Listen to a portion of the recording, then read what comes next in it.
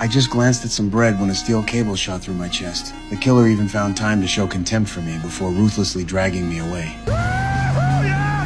My butt is practically sparking from friction, but the next day, the killer was shot through in the same spot. Dead as I was, I had somehow come back to life and used the same method to send the killer to meet God. I've died 138 times. Every day I resurrect at the same time, and then a whole gang of killers comes after me. Some with knives, some with Gatling guns, some with grenade launchers, some with bombs. No matter how many times I come back to life, I've never managed to survive past 1247. No matter how much I fight back, I always end up getting killed by the assassins working together. My life is truly on hell mode. Until my 145th resurrection, things finally took a turn. I gave up resisting and decided to use my resurrection time to spend more time with my son. When I walked out of the underground mall with my child, I suddenly noticed it was already 12:50. This was my highest survival record. Why hadn't any killers appeared during this time? I remembered I had just been underground, where there was no signal. That meant there was a tracker on me. At that moment, the killers appeared again. I chose not to fight back, but immediately hugged my son. Although I was ultimately killed by the assassins, being able to protect my son from harm left me deeply satisfied. After resurrecting again, I grabbed a killer and forced him to tell me where the locator was installed, but he refused to talk.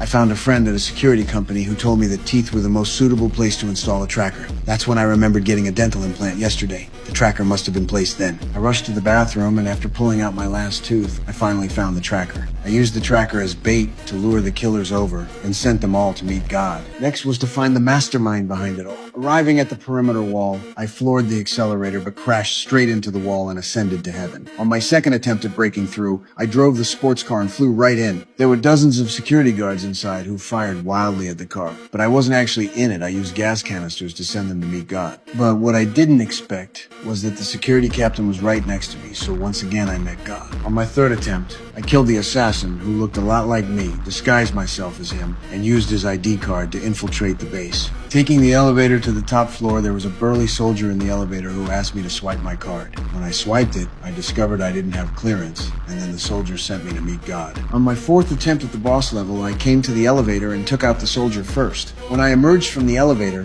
security guards outside were all pointing guns at me. I simply sent myself to meet God directly. The guards were collectively stunned when they saw this. On my fifth attempt, after taking out the soldier, I discovered there was actually a camera in the elevator. No wonder so many guards were waiting for me outside. Dear God, here I come. On my sixth attempt, I disguised myself as the soldier and finally wasn't caught on camera. Arriving at the boss hall, I found that sword-wielding woman waiting for me there. I had a gun. She had a blade. I thought I would win, but the sword woman's movements were so unpredictable I couldn't hit her at all. She sliced my pistol in half with one stroke, then sent me to meet God. On my 152nd resurrection, I got hold of a submachine gun and fired at the sword woman, but she still dodged everything and sent me to meet God again. On my 153rd attempt, I picked up a Gatling gun but still couldn't hit her, and was sent to meet God once more. I was going absolutely insane.